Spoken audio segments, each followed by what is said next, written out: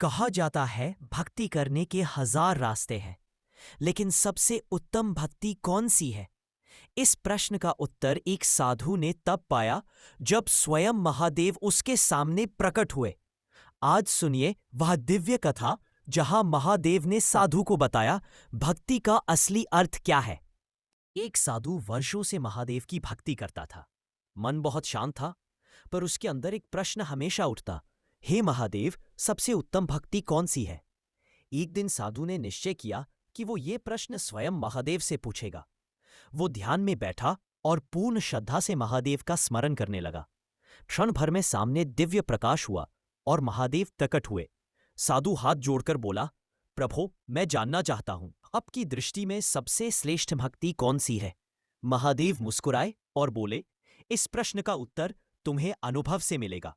तुम्हें कुछ परीक्षाएं पूरी करनी होंगी। महादेव ने साधु को एक परीक्षा दी। वहां एक छोटा घायल जीव पड़ा था। महादेव बोले, पहली भक्ति सेवा है, इस जीव की सेवा करो। साधु ने बिना प्रश्न किए उसकी सेवा की, उसकी देखभाल की, उसे भोजन दिया, पानी दिया, कई रातें जागकर उसकी रक्षा की। कुछ दिनों में वो जीव पूरी तरह स्वस्थ हो गया और खुशी से भाग गया। महादेव फिर प्रकट हुए और बोले, तुमने सेवा की भक्ति को समझा, अब दूसरी भक्ति को समझो। महादेव ने उसे दूसरी परीक्षा दी। एक मनुष्य क्रोध से भरा था और निरर्थक रूप से दूसरों को दुख पहुंचा रहा था। महादेव बोले, दूसरी भक्ति करुणा है। क्रोध में जलते हृदय को शांत करना भी भक्ति है।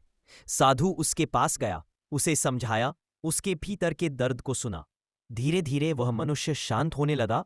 आंसू बहाते हुए साधु से बोला, मुझे अपने आप पर काबू नहीं था। साधु ने उसे माफ किया और उसका मार्गदर्शन किया।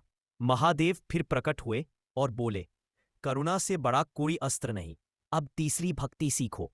महादेव की तीसरी परीक्षा बहुत सरल थी। एक तपस्वी ध्यान कर रहा था।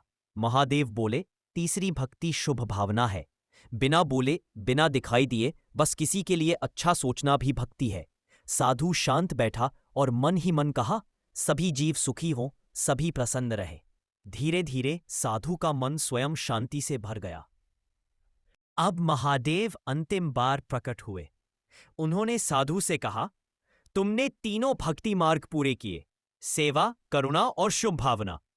भक्ति का अर्थ केवल पूजा, मंत्र और अनुष्ठान नहीं है। भक्ति का अर्थ है मन को इतना निर्मल बना देना कि उसमें हर जीव के लिए प्रेम हो जाए। फिर महादेव मुस्कुराए और बोले, साधु, सबसे उत्तम भक्ति वही है जो बिना अहंकार, बिना स्वार्थ और बिना दिखावे के की जाए। जिस भक्ति में प्रेम है वही सच्ची भक्ति है। इतना कहकर महादेव अदृश्य हो गए और साधु समझ गया, भक्ति मंदिर में नहीं, हृदय में बसती है।